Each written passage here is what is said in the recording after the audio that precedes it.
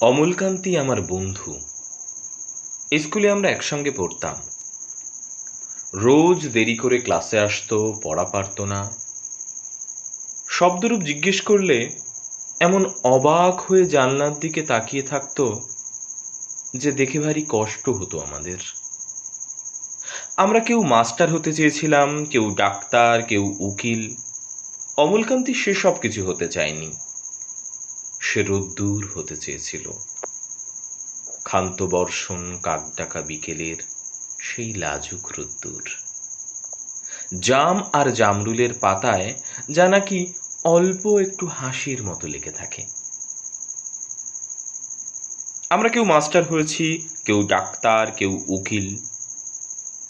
অমলকান্তি রোদ্দুর হতে পারেনি। সে এখন অন্ধকার একটা ছাপাখানায় কাজ করে। মাঝে মধ্যে আমার সঙ্গে দেখা করতে আসে, চা খায়, এটা ওটা গল্প করে, তারপর বলে,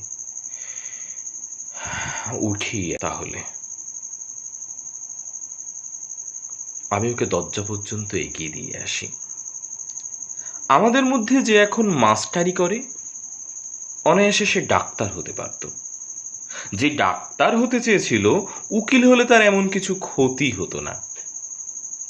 অথচ সকলেরই ইচ্ছে পূরণ হলো এক অমলকান্তি ছাড়া। অমলকান্তি রোদ্দুর হতে পারেনি।